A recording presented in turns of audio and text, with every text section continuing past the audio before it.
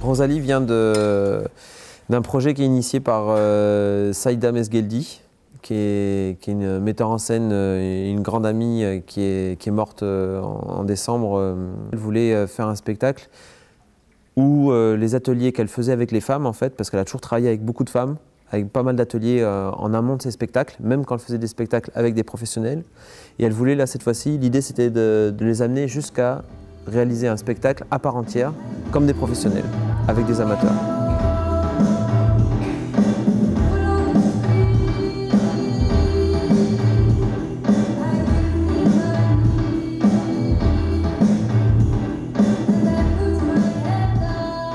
Pour moi, c'était de voir un petit peu qu'est-ce qui avait été écrit, qu'est-ce qu'elles avaient en commun et qu'est-ce qu'il pouvait y avoir comme écho par rapport à la vie de Rosa dans tout ce qu'elles avaient écrit. Et on s'est rendu compte qu'en fait, il y avait quelque chose de très fort qui était l'idée de la domination masculine. C'est-à-dire autant le frère, le mari, le patron, mais ça peut être aussi le grand-père avec quelque chose qui est de l'ordre de l'inconscient. Mais en tout cas, quelque chose comme ça, une espèce de chape de plomb ou quelque chose de lourd qui vient plutôt du masculin. Et la lune me sourire.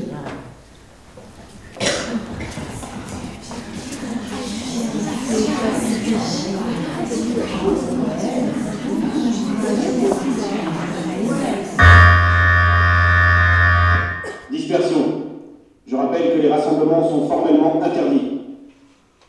Regagnez vos cellules. Depuis le mois d'octobre, en fait, Exécution. il y a plusieurs femmes qui sont venues pour commencer à écrire, pour commencer à réfléchir sur la thématique de Rosa Parks. Rosa Parks, donc, c'est l'histoire de cette fameuse dame qui a refusé de céder sa place dans un bus à un homme blanc dans les années 50 aux États-Unis et qui a déclenché ensuite le grand mouvement de Martin Luther King. C'est un personnage qui m'intéressait beaucoup, puisqu'elle a été vraiment courageuse, qu'elle a lutté jusqu'au bout malgré qu'elle soit une femme, peut-être toute seule, des fois. Et donc du coup, à la base, c'était quand même le personnage de Rosa Parks qui m'a intéressée. Après, c'est vrai que Saïda Mesgueldi, elle m'a bien motivée. Parce que moi, le théâtre, ça fait deux, je ne suis pas dans le milieu, donc je ne connais pas des masses. Donc du coup, ça, elle aussi m'a motivée à faire partie du projet.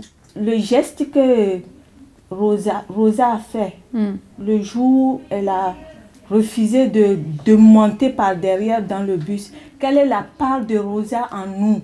Qu'est-ce qu'on peut véhiculer de la part de... Et celle-là, elle nous a appris, on a fait les ateliers d'écriture, on a été à la bibliothèque, la documentation, on a vu des films sur Rosa.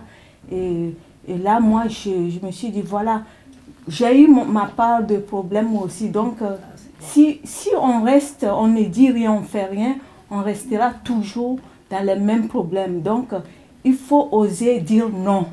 Dans la pièce, je tue un voisin qui est raciste. Et donc, du coup, ça c'est une thématique qui reste et qui perdure dans le monde où on vit, malheureusement. Et que Rosa a lutté contre ça. Et maintenant, malheureusement, il persiste toujours ce problème. Donc, du coup, c'est quelque chose qui me touche. Mais qu'est-ce que tu dis? Tu es en train de dire que tu doutes de moi? Tu penses que j'ai provoqué, c'est ça? Vas-y, qui t'a raconté ça? Tu es mon patron? Allez en prison.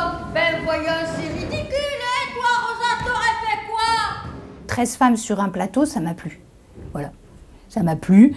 13, d'autant plus que je me suis demandé si ma sœur n'avait pas choisi ce chiffre, parce que dans la famille, on est 13, 11 enfants avec les parents. Donc je trouvais que c'était une belle combinaison. 13 femmes qui ont envie de s'émanciper dans un quartier qui n'est pas toujours évident, 13 femmes émancipées dans une société très élitiste qui ne donne pas la parole forcément aux bonnes personnes.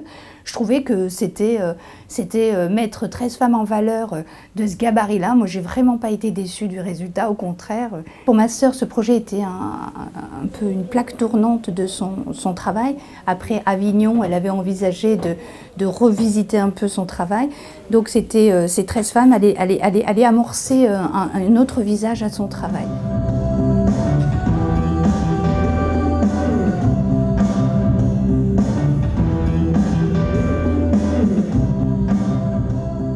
on leur a demandé d'imaginer des Rosas aujourd'hui à la Payade, comment elles se comporteraient, etc. Et d'aller fouiller dans leur quotidien, dans leur vie à elles. Et donc petit à petit, effectivement, elles ont livré des choses un peu plus intimes jusqu'au spectacle où on sent que même s'il y a pas mal de récits de fiction, un peu burlesques, un peu drôles, il y a aussi derrière cette fiction des choses intimes qui se livrent petit à petit. Parlons-nous. Cette humanité qui émane de chacun de nous, on se dit on est multiculturel, il faut faire avec cette multiculturalité, on est là, on existe. Et dans une société où même en Europe, on a l'impression que la femme perd ses acquis, et ben on se dit aujourd'hui, elles prennent la parole et elles se font plaisir.